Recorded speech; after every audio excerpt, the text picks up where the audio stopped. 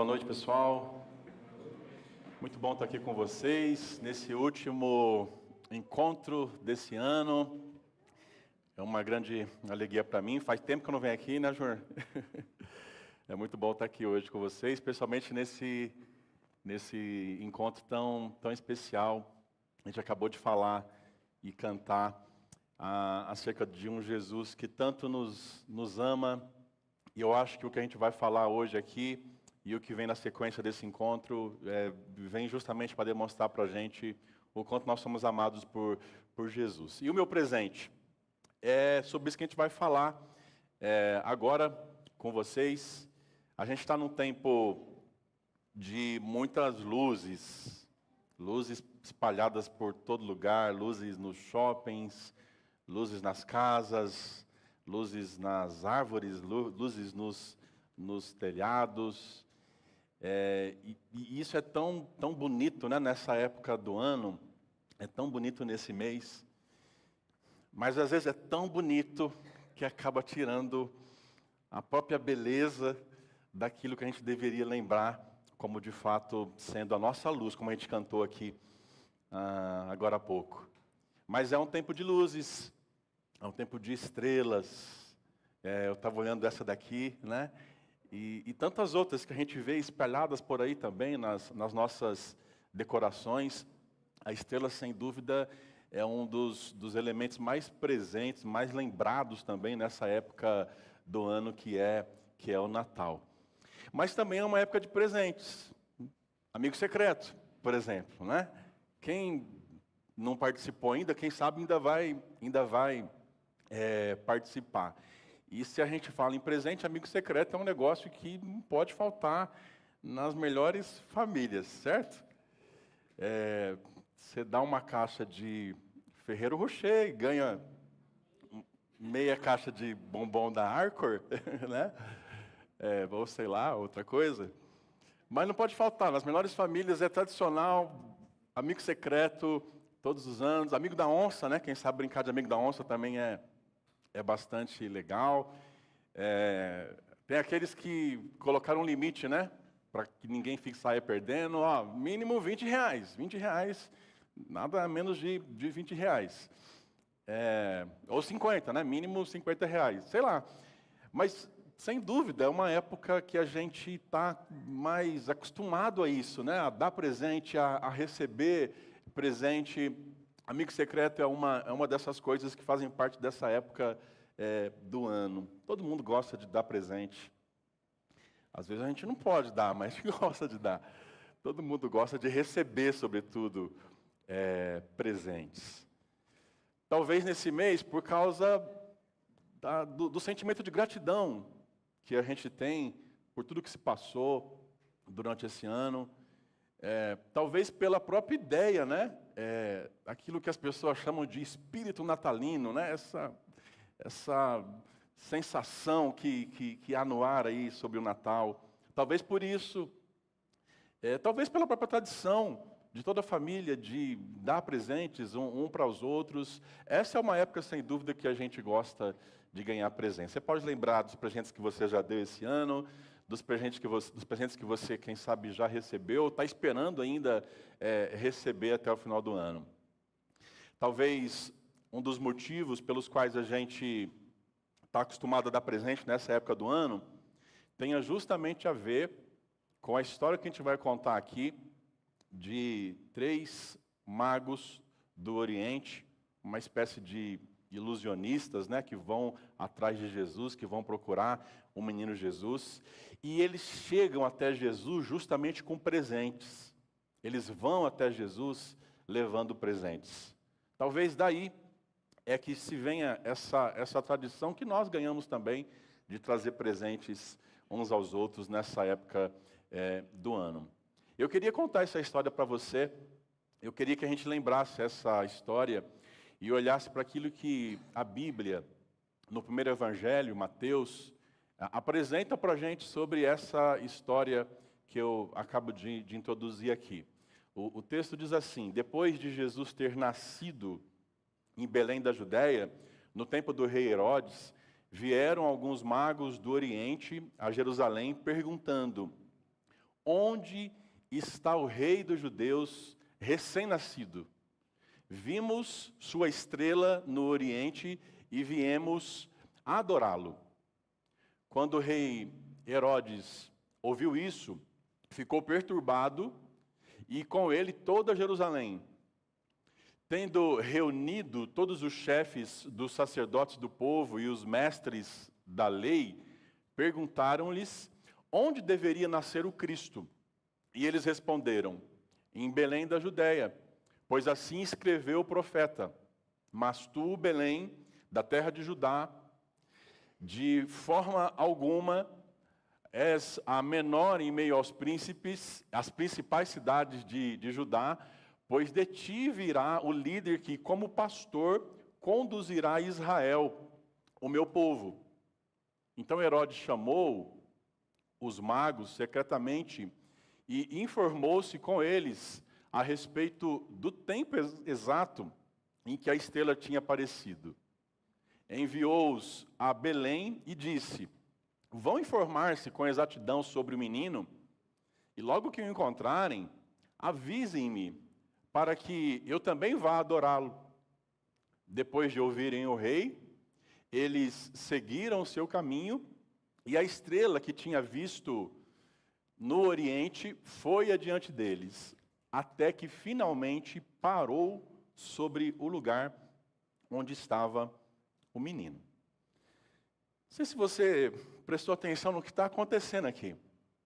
Esses 3 magos do Oriente, eles vão até a presença do rei chamado Herodes, e eles chegam diante da presença do rei com essa informação para o rei, e a pergunta que eles fazem para o rei é essa: onde está o rei? Percebe o que eles estão fazendo? Eles chegam no palácio de Herodes, conhecido como um dos caras mais cruéis, um dos reis mais cruéis, violento que já existiu. Eles chegam diante de Herodes, que é o rei, e eles perguntam: aonde está o rei dos judeus? Ninguém chega diante do rei para perguntar onde está o rei. Ninguém chega diante do rei sem ao mínimo reconhecê-lo como tal, querendo saber onde está outro rei. Não, isso não se faz. Principalmente diante de Herodes, isso não se faz. Mas é exatamente essa pergunta que eles fazem. E eles dizem: olha, nós vimos a sua estrela. Tem um rei que eles estão procurando que tem uma estrela própria. Nós vimos a sua estrela e nós viemos lá do Oriente, não para adorar você, Herodes, mas para adorar esse rei que a gente sabe que está aqui nessa região. O texto fala então que quando Herodes ouviu isso, ele ficou enfurecido, perturbado, diz o texto. Esse é um grande eufemismo da palavra de Deus, porque, como eu disse, a gente está falando de um rei que é extremamente violento, de um rei que não poupou seus próprios familiares para ocupar o trono que agora está ocupando, de um rei que passa por cima de tudo e de todos para estar onde está. Então, a gente precisa entender que quando Herodes fica perturbado, como diz aqui o texto, na verdade o que está acontecendo é muito mais do que isso. Esse cara está louco porque tem gente que tem a audácia, a coragem de chegar diante dele e perguntar onde está o rei. É isso que eles fazem diante do rei Herodes. Então ele vai se consultar, ele descobre que há uma profecia de que vai nascer de fato um rei, e que de fato esse rei vai nascer numa cidadezinha pequena chamada Belém. E então ele diz assim para aqueles magos: ok. Então vamos fazer o seguinte: vocês vão para Belém, encontrem esse rei, e aí depois vocês me falam onde ele está, que eu quero também adorar ele. O golpe está aí, né?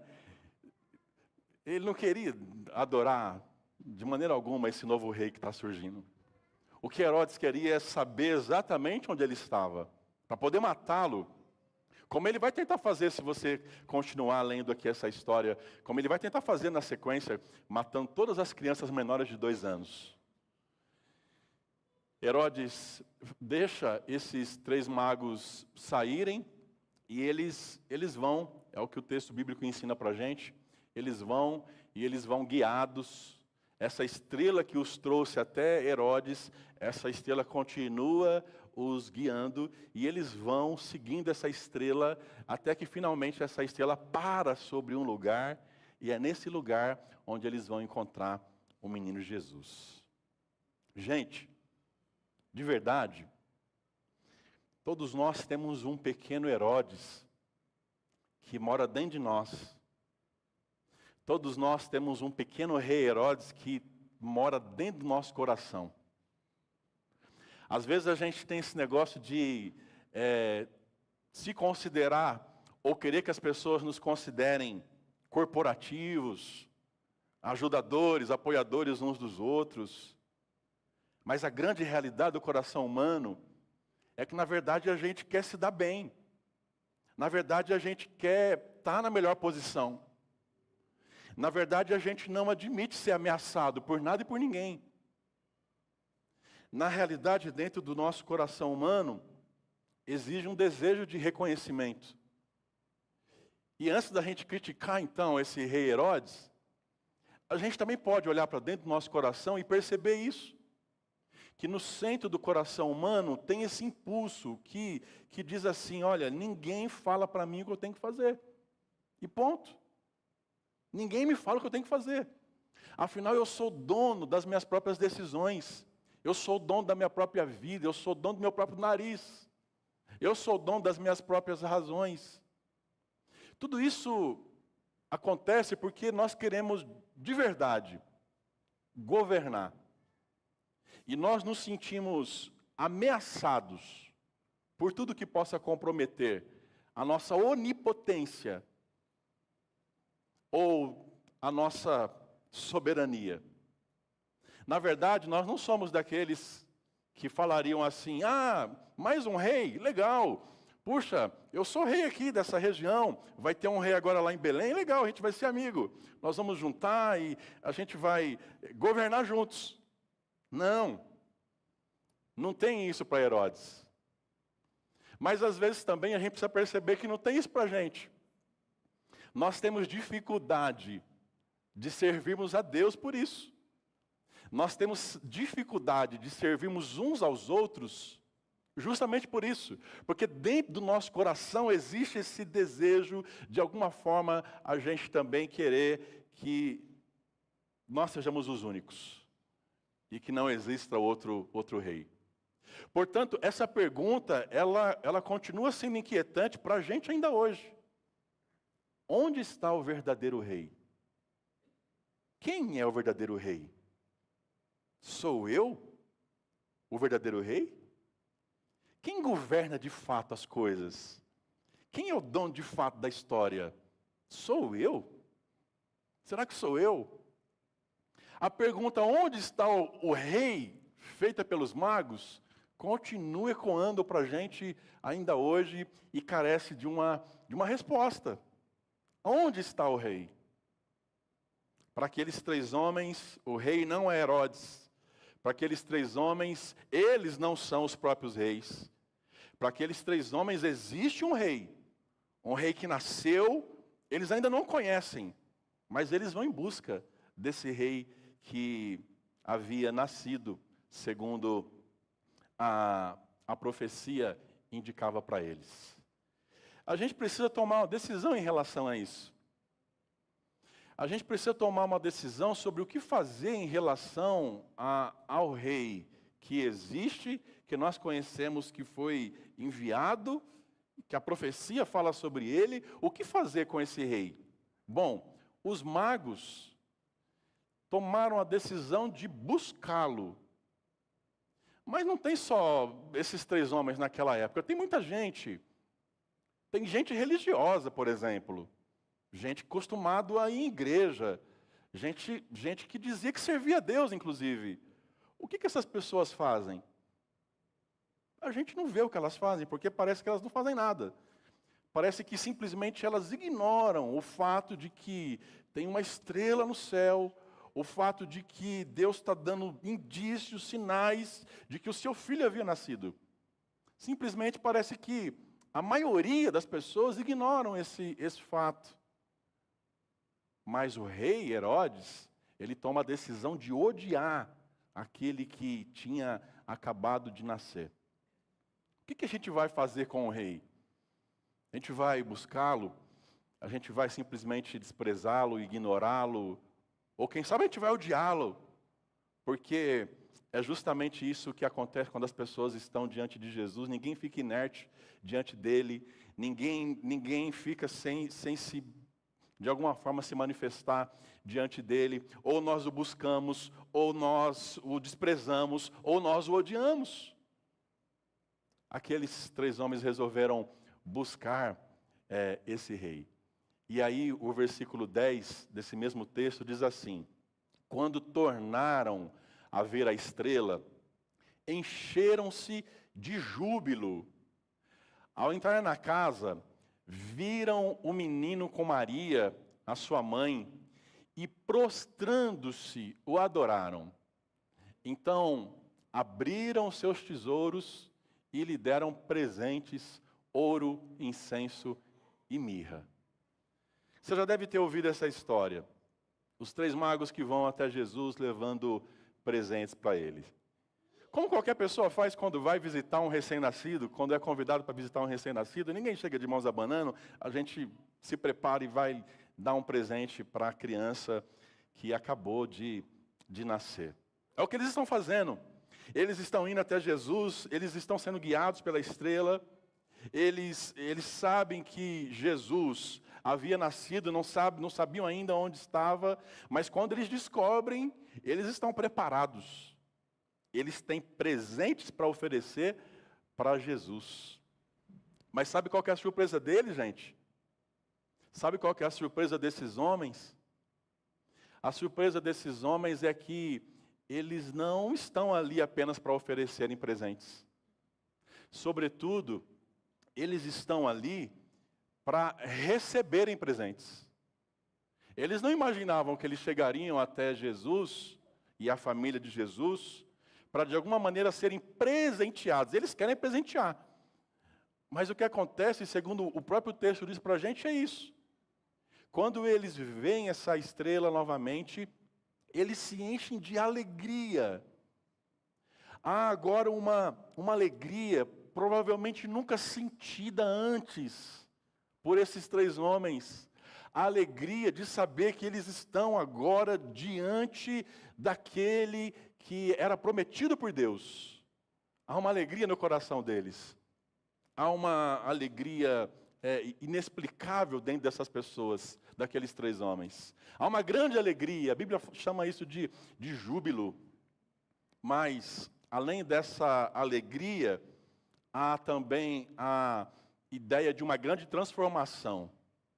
Quando eles entram e veem Jesus, viram o menino, vêm junto com sua mãe, com Maria, o texto diz que esses 3 homens, esses 3 magos, eles se prostram diante de Jesus e eles adoram Jesus. A gente está diante de uma cena onde aqueles homens estão sendo impactados de maneira tão extraordinária, que isso mexe com os conceitos que eles têm.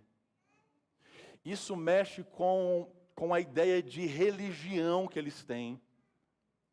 E isso faz com que esses homens se prostrem diante daquele menino e adorem aquele menino. A reação que esses 3 magos eles têm, novamente elas dizem muito para a gente sobre o tipo de reação que a gente também tem diante do menino rei, diante de Jesus. Ninguém simplesmente gosta de Jesus. Ninguém simplesmente fala assim, Jesus, ele me inspira. Jesus, ele é legal.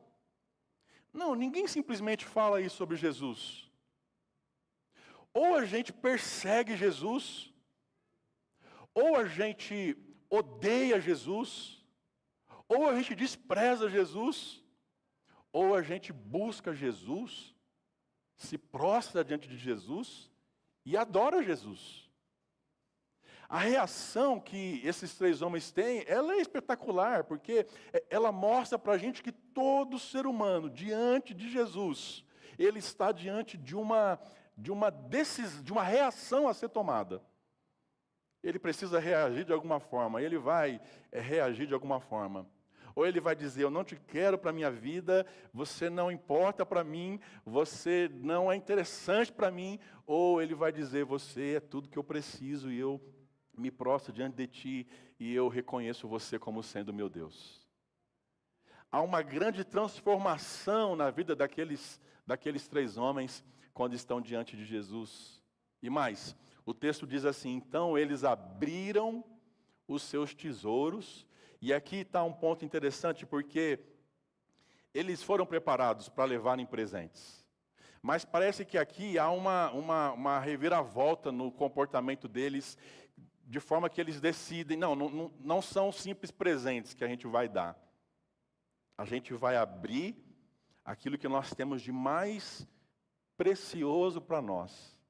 Aquilo que nós consideramos como tesouros. Nós vamos abrir e é disso aqui que a gente vai dar para o menino Jesus. É disso aqui que a gente vai presentear a Jesus.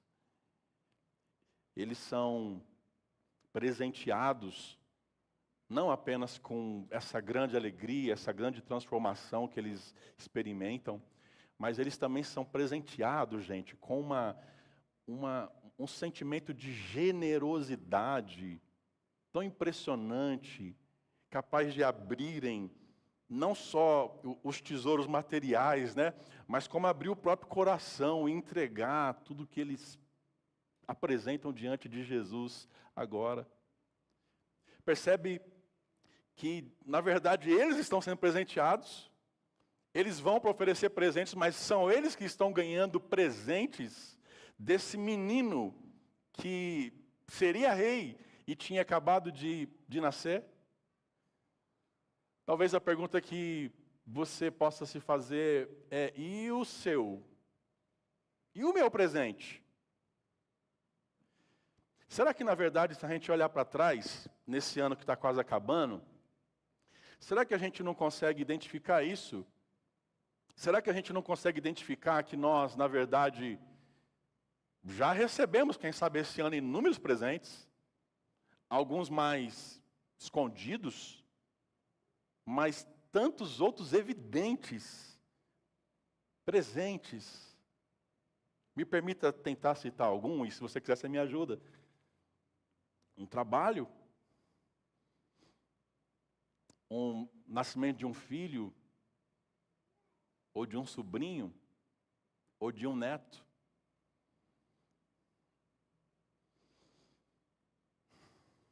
A formatura de colégio, a formatura de faculdade, hoje mesmo a gente tem uma para ir, né? De faculdade. A conclusão do curso. Quantos presentes você já recebeu esse ano? Quantos presentes? De verdade. Quantos presentes? Quantas coisas você poderia falar? Falar, puxa, olha, isso aqui foi tão importante para mim nesse ano que está terminando. Isso aqui foi tão importante, porque isso foi um grande presente que certamente Deus me deu. Alegria, transformação, esse coração generoso, novos amigos, uma nova igreja. Quantos presentes? Quantos presentes você recebeu? Você foi, quem sabe, entrando nesse ano pensando em presentear, pensando em ajudar pessoas, pensando naquilo que você poderia fazer. Mas quem sabe o quanto você foi surpreendido por pessoas que te ajudaram, por gente que te ajudou, por presentes que você recebeu. E o meu presente?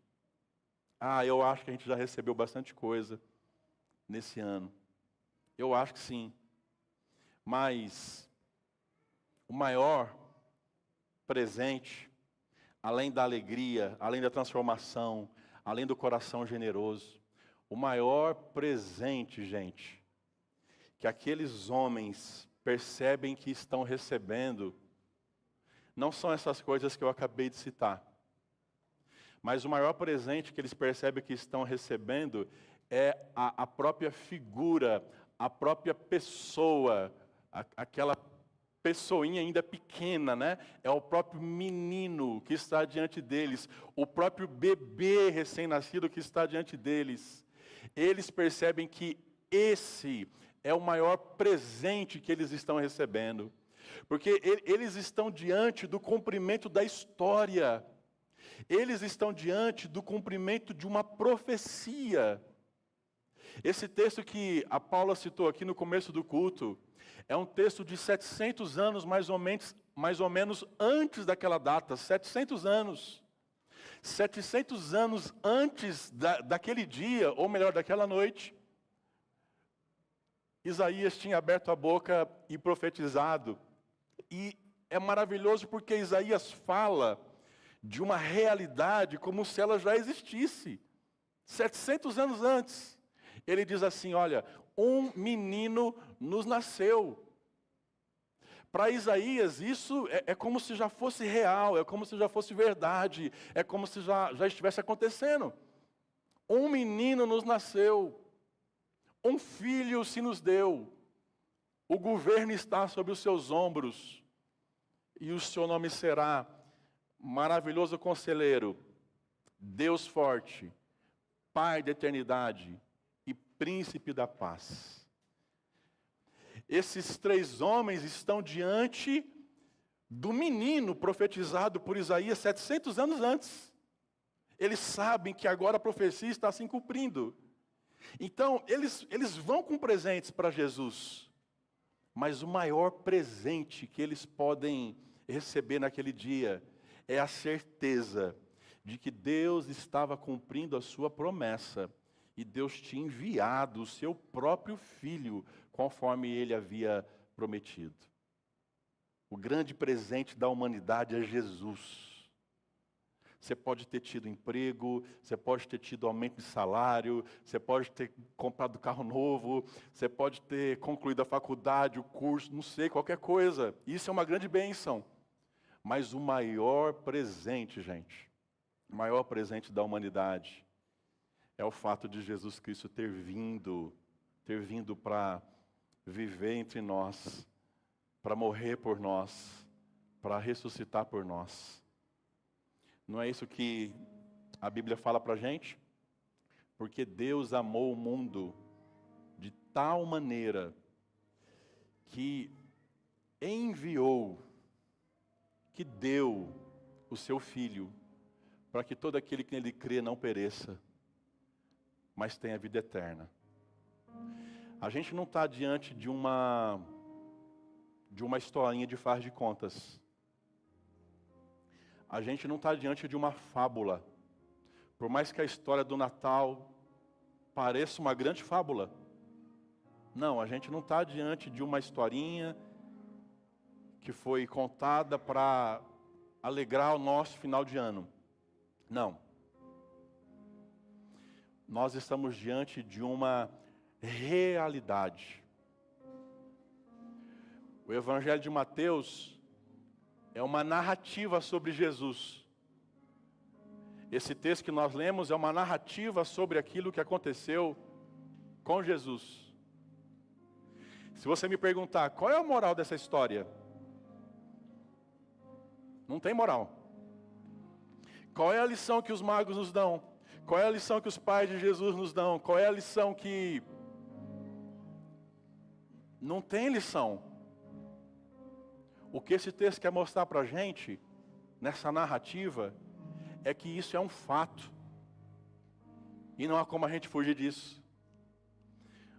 No capítulo 1, quando Mateus começa a falar dessa história, ele cita todo o histórico familiar de Jesus. Mostrando, olha, Jesus é um personagem real. Ele nasceu, Ele existe, Ele veio como cumprimento da promessa de Deus. Por isso, o maior presente para a gente, o maior presente é Jesus. E se essa história tem algo para nos ensinar, é que eu e você, nós não podemos nos salvar. Nós não podemos salvar nós mesmos. Então Deus resolveu Ele mesmo vir nos salvar.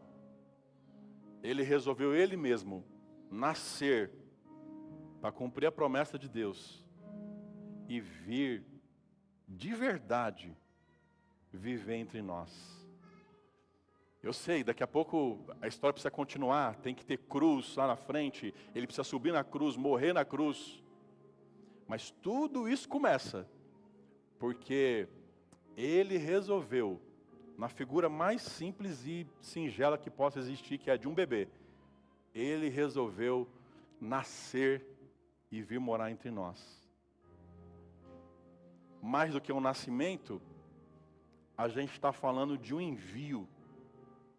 Uma promessa que existe, não apenas depois de Isaías, mas uma promessa que existe, segundo a Bíblia, desde o começo do mundo, da história.